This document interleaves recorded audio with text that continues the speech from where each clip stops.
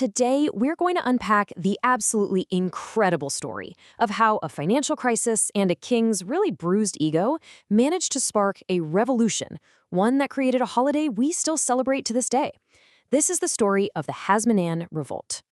So it all really boils down to this one question, right? It's a question that frames this entire story.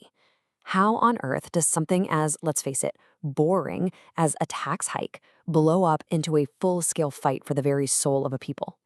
You know, the crazy thing is, the seed for this whole revolt wasn't planted in some grand act of rebellion. Nope, it started with accounting. It all began with an empire that got a bill that it just could not pay. Okay, so here's the setup. Picture this. It's around 200 BC, and the Greek Seleucid Empire has just taken over Judea.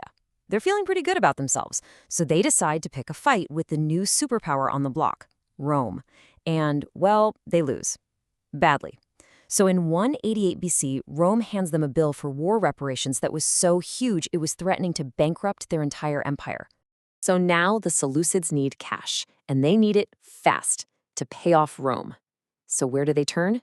To the only place they can, their own subjects.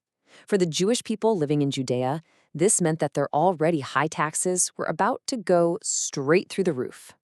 Now, this crushing economic pressure, it didn't just create a financial problem. It created a whole new crisis, a crisis of culture and identity. All of a sudden, there was a heavy price tag on tradition and a very tempting discount for just fitting in. You see, a faction of Jews, who we now call the Hellenizers, they saw a way out of this mess. They basically said, hey, what if we make Jerusalem a Greek-style city, a polis? We could get huge tax breaks. But that meant adopting Greek customs, and for some, abandoning their own Jewish traditions. It even involved bribing the Seleucid king to get powerful positions, like the high priesthood. And this is where things get really ugly internally. The sacred office of high priest, it wasn't sacred anymore. It was for sale.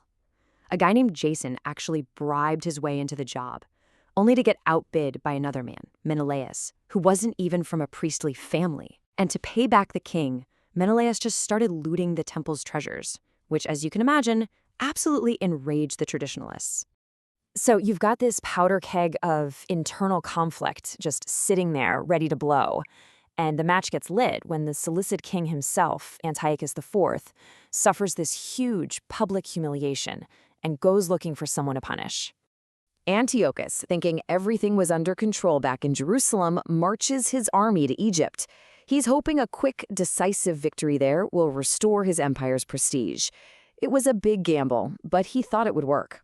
But waiting for him wasn't the Egyptian army. Oh no. It was a single Roman general. And in this just incredible moment of pure political theater, the Roman envoy draws a circle in the sand around King Antiochus and gives him an ultimatum. Tell me right now, are you retreating or are you going to war with Rome? You can't step out of that circle until you give me an answer. Just completely and totally humiliated in front of his own army, Antiochus backs down. On his long, shameful march home, he hears rumors that there's some infighting happening in Jerusalem. And with his ego already shattered by Rome, he decides he's going to make an example out of the Jews. He might not be able to stand up to the Romans, but he was not going to let the Jews push him around. And his response? It wasn't just to punish them. It was absolute Antiochus. Decided that this peculiar religion of the Jews was the source of all his problems. So what's his solution? Eliminate it. Entirely. So he issues these just brutal new decrees. The core practices of Judaism were now illegal. Observing the Sabbath, owning a copy of the Torah, practicing circumcision, all of it was outlawed. And then, to top it all off, he places an idol, probably of himself as the god Zeus, right inside the Holy Temple in Jerusalem. And the penalty for breaking any of these new laws wasn't a fine. It wasn't prison. It was simple and it was severe. Death. The situation had just escalated from a tax dispute to an all-out fight for survival. Okay, you can't push people that hard and not expect them to push back. And a single act of defiance in a tiny town would soon ignite a full-scale war. So we're in the town of Modin. A Seleucid officer orders a local priest, a man named Mattathias, to perform a sacrifice to a pagan god. Mattathias refuses, and then he grabs the sword and kills the officer instead. That was the spark. Mattathias and his sons flee into the hills, and they call for anyone who is passionate about their faith to join them.